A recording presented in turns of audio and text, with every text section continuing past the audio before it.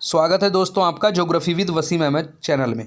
मैं आपका दोस्त वसीम अहमद आपके लिए लेकर आया हूं आज भारत के भूगोल के अंतर्गत इंडियन ज्योग्राफी के अंतर्गत 50 इम्पोर्टेंट क्वेश्चन जो इनमें आज हम हल करेंगे।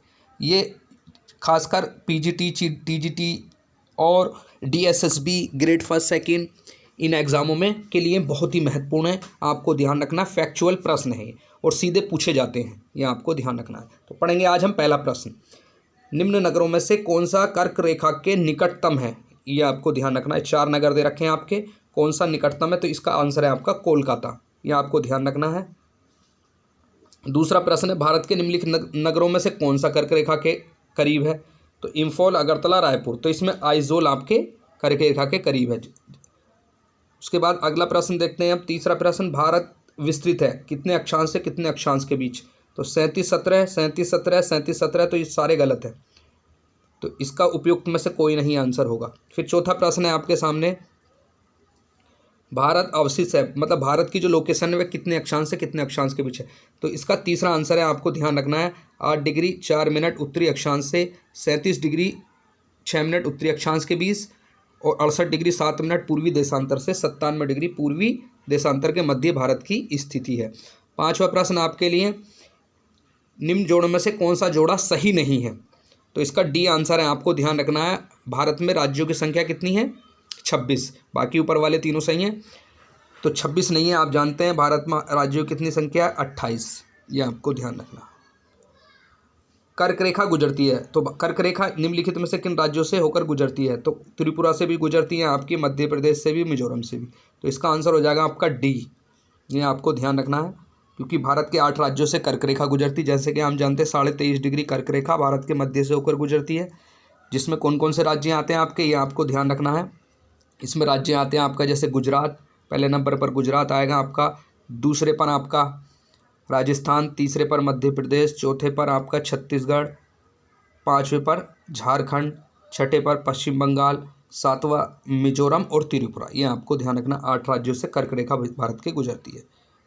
अगला 7वां प्रश्न, भारत का कौन सा महत्वपूर्ण अक्षांश भारत को 2 बराबर भागों में विभाजित करता है, तो इसका आंसर है आपका 23.5 डिग्री उत्तरी अक्षांश, जो कि कर्क रेखा के नाम से जाना जाता है।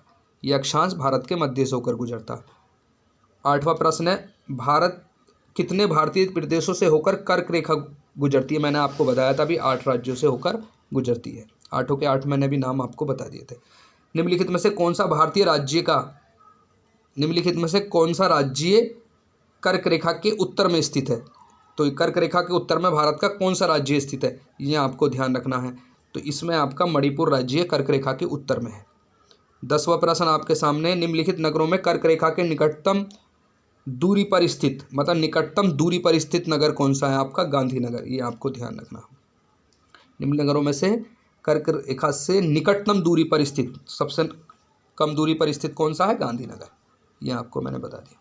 11वां प्रश्न, निम्नलिखित देशांतरों में से कौन सा भारत की प्रमाणिक मध्याह्न रेखा कहलाती है, तो आप जानते ही हैं जो भारत का मानक समय 82.5 डिग्री पूर्वी देशांतर, जो इलाहाबाद के नैनी से गुजरता है। अगला प्रश्न, निम्नलिखित में से किस द्वीप युग्म को 10 डिग्री चैनल के नाम से अलग करता है, तो याद रखना है आपको, कौन सा है आपका, अंडमान और निकोबार। तीसरा इसका आंसर अंडमान और निकोबार, जो कि आपका 10 डिग्री चैनल के नाम से जाना जाता है। उसके बाद है 10 डिग्री चैनल पृथक करता है, ये दोबारा से प्रश्न आ गया, तो इसका आंसर आपका होगा अंडमान और निकोबार। किसी भी तरीके से प्रश्न आ जाते इसलिए दोबारा आ गया है। फिर उसके बाद फिर आता है फिर दूसरे तरीके से भी ये वाला प्रश्न आ जाता है कि 10 अंश जल मार्ग 10 डिग्री चैनल आपस में पृथक किसको करता है, अभी बताया था आपको, अंडमान और निकोबार को। ये आपको ध्यान रखना। 15वां प्रश्न है आपके सामने, 82 डिग्री पूर्वी देशांतर और कर्क रेखा का मिलन बिंदु है, तो आपको याद रखना इन दोनों का मिलन बिंदु कहाँ पर पड़ता, कौन से राज्य में इन दोनों का मिलन बिंदु है, मध्य प्रदेश में, आपको ध्यान रखना। उसके बाद है अगला प्रश्न 16वां, भारतीय मानक समय IST निम्नलिखित स्थानों में से किसके समीप से लिया गया है, तो आप जानते हैं इलाहाबाद के नैनी से लिया गया है, 82.5 डिग्री पूर्वी देशांतर। अगला प्रश्न है, भारतीय मानक समय की देशांतर रेखा 82.5 डिग्री पूर्वी देशांतर किस नगर से होकर गुजरती है, तो इलाहाबाद से, भी आपको मैंने बताया था। 18वां प्रश्न बहुत आसान प्रश्न है, मगर यहाँ से कभी कभी जिससे कि हमारी मिस्टेक नहीं हो इसलिए हम यहाँ पर हल कर रहे हैं। निम्नलिखित में से कौन सा एक कथन भारतीय मानक समय यमोत्तर के सबसे नज़दीक स्थित है? याद रखना कौन सा सबसे नज़दीक स्थित, तो मिर्ज़ापुर सबसे नज़दीक स्थित है। अगला है आपका भारतीय मानक समय की यमोत्तर नहीं गुजरती, किस राज्य से नहीं गुजरती? 82.5 डिग्री जो पूर्वी देशांतर रेखा है भारत की, जो मानक समय है, किस राज्य से होकर नहीं गुजरता? तो ये आपको ध्यान रखना है, किस किस राज्य से होकर गुजरता। 5 राज्यों से भारत का मानक समय गुजरता है, उत्तर प्रदेश, मध्य प्रदेश और छत्तीसगढ़, आपका आंध्र प्रदेश, उड़ीसा। ये 5 राज्य कौन कौन से हैं आप दोबारा से देख लेते हैं। पहले नंबर पर आपका उत्तर प्रदेश, दूसरे पर मध्य प्रदेश, तीसरे पर आपका छत्तीसगढ़, चौथे पर उड़ीसा और 5वें पर आंध्र प्रदेश। ये ध्यान रखना आपको, इसमें झारखंड नहीं है, ये आपको ध्यान रखना है। तो इसमें आंसर जो होगा आपका, इसका जो आंसर होगा आपका महाराष्ट्र से आपके नहीं गुजरती, और छत्तीसगढ़ से गुजरती, झारखंड से नहीं गुजरता। तो भारत का मानक समय दोबारा से देख लें एक बार।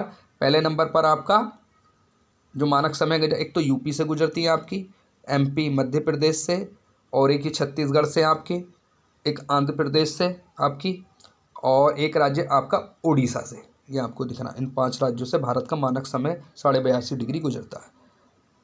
यदि भारतीय मानक समय यामोत्तर पर मध्याह्न है तो 120 पूर्वी देशांतर पर स्थानीय समय क्या होगा? तो इसका ये बताना है आपको। तो इसका जो आंसर है पहला है आपका 14.30। ये आपका ध्यान रखना।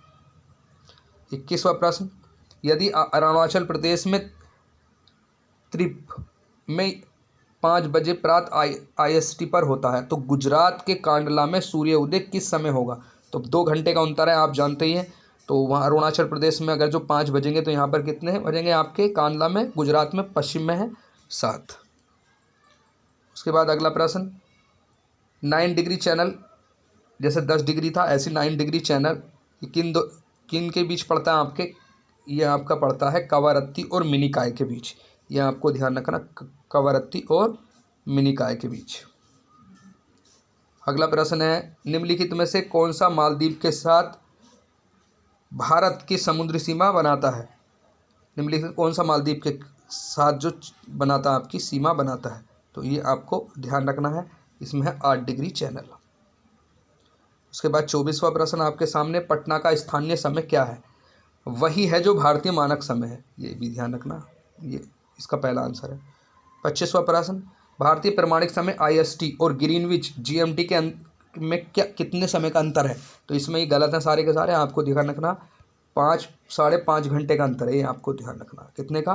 5.5 घंटे का अंतर है ग्रीनविच के समय में और भारतीय समय में 5.5 घंटे का अंतर है। भारत का सुदूरस्थ दक्षिणतम बिंदु क्या है आपका? आप जानते ही हैं कौन सा है आपका? इंदिरा पॉइंट दक्षिणतम बिंदु।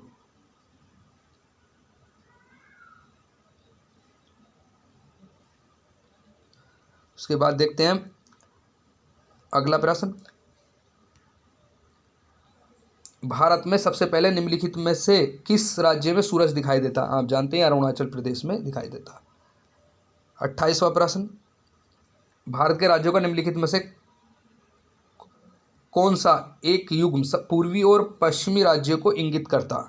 पूर्वी पश्चिमी, तो आप कौन सा करता? आपको याद रखना है, अरुणाचल प्रदेश और गुजरात। 29वां प्रश्न, भारत का सुदूर पश्चिम का बिंदु कौन सा है? ये आपको ध्यान रखना है। तो पश्चिम का बिंदु कौन सा है आपका?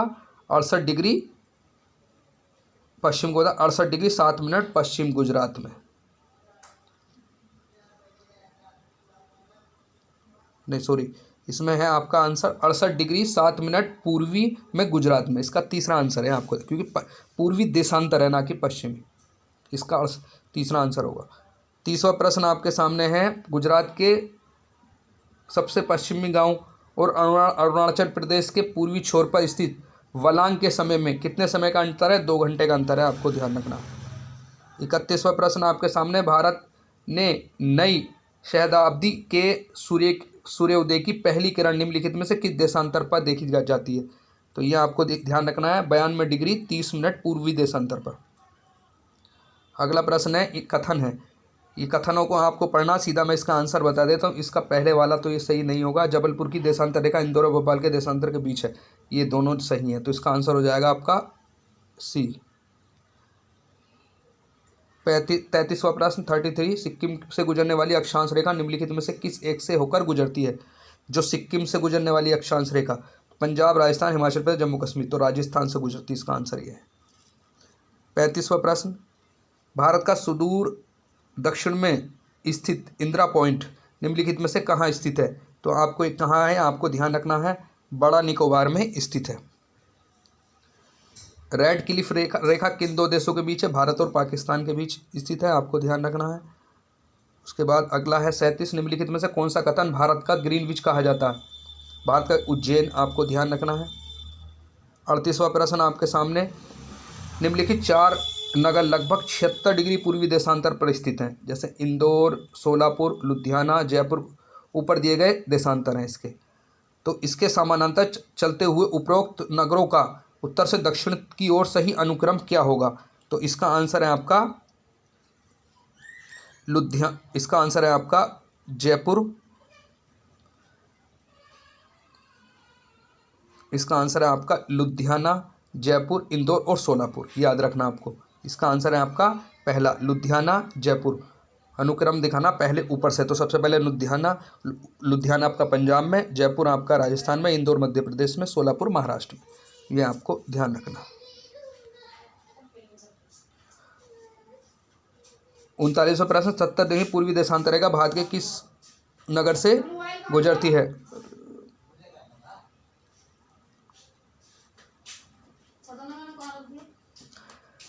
जिस जिले से 70 डिग्री पूर्वी देशांतर रेखा गुजरती है वह है। तो यह आपको याद रखना, कहाँ से गुजरती है? आपकी जोधपुर से, यह आपको ध्यान रखना। 40वां प्रश्न आपके सामने है कि जगह का स्थानीय समय किसी जगह का स्थानीय समय 6 प्रातः है और जबकि ग्रीनविच का जो समय है 3 बजे है। तो उसी जगह की देशांतर रेखा का क्या समय होगा आपका? यह आपको ध्यान रखना। तो इसका आंसर होगा आपका 45 डिग्री पूर्व। 45 डिग्री पूर्व। सूची 1 दी गई है, राजधानी दी गई है, तो उनकी राजधानी आपको मिलानी। असम की राजधानी आप जानते हैं, असम की राजधानी है आपकी दिसपुर। नागालैंड की राजधानी है आपकी कोहिमा। और अरुणाचल प्रदेश की आपकी ईटानगर। और मेघालय की शिलोंग। तो इसका आंसर हो जाएगा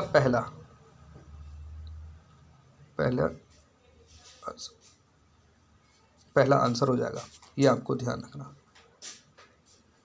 एक बार और देख लेते हैं, इसमें कन्फ्यूजन सा हो गया। असम की राजधानी आप जानते हैं, असम की राजधानी है दिसपुर। तो ए का तीसरा हो जाएगा आपका, तो इसका पहला ही आंसर होगा, ध्यान रखना। नागालैंड की कोहिमा है, अरुणाचल प्रदेश की आपकी ईटानगर और मेघालय की शिलोंग। तो इसका पहला ही आंसर होगा। 42वां प्रश्न आपके सामने, मैकमोहन लाइन क्या है? तो भारत और चीन के बीच, ये आपको ध्यान रखना है। डूरंट रेखा किन दो देशों के बीच है? भारत की सीमा निर्धारित करती है अफगानिस्तान से। 44वां प्रश्न आपके सामने, रेड क्लिफ रेखा कौन सी है आपकी? भारत और पाकिस्तान की सीमा रेखा बनाती है, आपको ध्यान रखना। अभी पीछे भी आया था ये प्रश्न। भारत और पाकिस्तान के बीच सीमा निर्धारित की गई थी, आपको याद रखना है, किसके द्वारा? रेड क्लिफ के द्वारा। दोबारा आ गया प्रश्न। 46वां प्रश्न, छत्तीसगढ़ की सीमा उभयनिष्ठ नहीं है, मतलब किससे नहीं लगती छत्तीसगढ़ की सीमा? किस राज्य से नहीं लगती छत्तीसगढ़ की सीमा? तो आपके बिहार से नहीं लगती, इसकी झारखंड से लगती। 47वां प्रश्न, निम्नलिखित राज्यों में से कौन सा उत्तर प्रदेश के सीमावर्ती है? ये आपको ध्यान रखना है, सीमावर्ती कौन सा है, आपको ये इसमें ध्यान रखना है। तो इसका आंसर है आपका पहला राजस्थान, छत्तीसगढ़ और झारखंड। 48वां प्रश्न आपके सामने, इसका आंसर 4 दक्षिणी राज्य आंध्र प्रदेश, कर्नाटक, केरल और तमिलनाडु में कौन सा सबसे बड़ा भारतीय राज्यों के सीमावर्ती है? तो ये आपको ना भारतीय राज्यों के सीमावर्ती कौन सा है, आपको ये ध्यान रखना, आंध्र प्रदेश, कर्नाटक, इसका सी आंसर है। 49वां प्रश्न आपका है, निम्नलिखित में से किस राज्य का गठन 1948 में हुआ? तो इसमें किसी का भी नहीं हुआ। इसका आंसर है आपका एक तो जम्मू कश्मीर का गठन हुआ 1948 में, ये आपको ध्यान रखना। जम्मू कश्मीर का गठन 1948 में हुआ, ये ध्यान रखना आपको। 50वां प्रश्न लास्ट है।